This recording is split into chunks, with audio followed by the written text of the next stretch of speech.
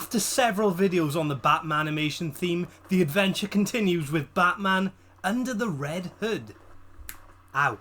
This 2010 release focuses on the arrival of a ruthless vigilante in Gotham City, the lost Batman experiences at the hands of the Joker, and a plot involving a crime lord known as the Black Mask. These ideas intertwine, and all the potential they each invite is used. A major case for this film being a perfect Batman story is the fact that, in its short runtime, it's able to effectively represent several character relationships, including the long-lasting partnership between Nightwing and Batman, the conflicting crime fight and approaches between the second Robin and Batman, the complex animosity between the Joker and Batman. It's mainly Batman and other people. Another wise feature of the film is it genuinely makes an attempt to give Batman an actual character. As well as being the stoical fighter he's usually seen as, the story amplifies his emotional troubles and strict code of ethics. The developed personality of Batman is complemented by the strong definitions given to the rest of the cast. In particular, the Joker's treatment is interesting, being more combat efficient and physically imposing, with his psychotic traits being maximised compared to other animated versions of the character. The strongest asset of this Joker, however, is that voice actor John Dimaggio makes no attempt to imitate Mark Hamill's iconic portrayal, opting for a gruffer but nonetheless theatrical performance. This kind of commendable characterisation extends to other villains. In his brief amount of screen time, Ra's al Ghul reveals his sophistication, honour and villainy. This is particularly rewarding since, in Batman vs Teenage Mutant Ninja Turtles, he plays a much bigger role. His personality is reduced to a generic villain. Ra's al Ghul here is played capably by Jason Isaacs, who you may know as Lucius Malfoy from the Harry Potter series, or as McCowan from 2005's Elektra. You definitely won't know him from that. It was an uncredited part, so I'm not even sure he knows it happened. I hope not, given the state of that film. Additionally, the Black Mask, a character rarely seen in major Batman adaptations, is given an enjoyably boisterous performance courtesy of Wade Williams. He's far from the most developed character in this film, but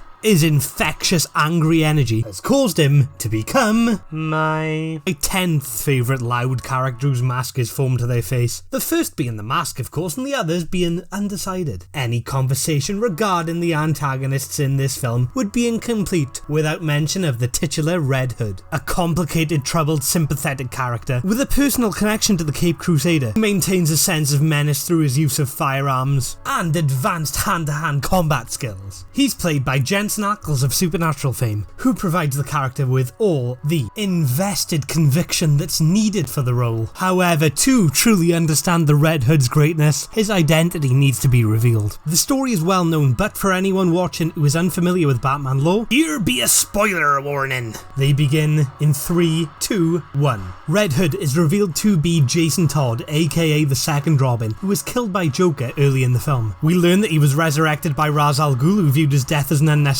one, and he's since been using the skills he was taught during his time with Batman to kill several gangsters, forcing the Black Mask to hire the Joker to kill Red Hood. Once Joker's been released from Arkham Asylum, Red Hood can take his revenge. But it's not only the Joker that Red Hood begrudges for his death. Discovering that the Joker was still alive due to Batman's strict no-killing policy, even after the death of his protege was caused, Red Hood demands that Batman kill him if he doesn't want Red Hood to kill the Joker. Batman refuses and explains that he avoids killing because he believes that if he does it once, a bloodlust will be awakened in him and he won't be able to stop. A psychologically realistic and totally fitting justification. And if his live action films are anything to go by, he may have a point, because he is a bit of a massive murderer in those, isn't he? Oh, don't worry, Batman didn't kill that guy, the bomb did. The bomb that was attached to him by Batman. Do you see the problem there? Me neither. Red Hood's plan fails. Due to a conveniently stored gadget, Batman is able to avert this crisis. Red Hood activates several explosives, which soon detonate. While Batman and Joker are able to escape, it doesn't appear that Jason survived. All of this happens in one of the film's final scenes. It's emotionally intense, suspenseful, patient, restrained, and nuanced, embodying the personalities of all three characters and their relationships and influences over one another. This scene alone causes Batman Under the Red Hood to be applicable for the title of a perfect Batman movie, particularly since all the ideas present in this scene had been established subtly throughout the film. In conclusion, Batman Under the Red Hood is indeed a perfect Batman film, with a strong voice cast. Cast members I didn't mention earlier include Bruce Greenwood's commanding portrayal of the Dark Knight and Neil Patrick Harris's playful portrayal style of Nightwing, a mature, grounded tone that casually embraces some of the more vibrant areas of the Batman universe through use of stylized costumes and the subtle showcasing of several villains' gimmicks, sparse moments of levity that are never misplaced, an immersive sense of universe made possible through flashbacks, and obvious moments of character evolution, a gripping and advanced story, given a streamlined, fast-paced execution, characters who evolve beyond their immediate traits, and deeply emotional, thoughtfully considered questioning of moral complications. Mask of the Phantasm is my personal favourite Batman film, due to its slightly superior art style and mostly wholly original story. Under the Red Hood is equally as competent at displaying the world of Batman. It's joined second with Batman Beyond Return of the Joker. Batman Superman World's Finest would be my second choice, but as 2 TV episodes combined into one feature, it doesn't really count as a movie. Batman Under the Red Hood is also the only direct adaptation of a Batman comic that I've really enjoyed to this day. It's definitely superior to the animated Killing Joke adaptation, which in my opinion is definitely a Batman property. I know, controversial opinion. Batman Under the Red Hood should be treated as a priority viewing for anyone hoping to introduce themselves to the world of Batmanimation.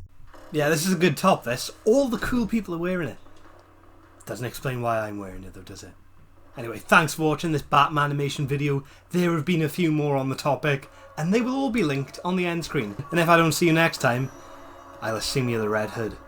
I just noticed I didn't give this film a rating, so I'll do that now. I'll go for an 8.5 out of 10. I gave it an 8.5 out of 10 because I didn't give it a 9 out of 10. Sounds like rock solid reasoning to me. Mainly because 1 or 2 scenes are unnecessary or don't quite fit the tone of the film, but pretty forgivable.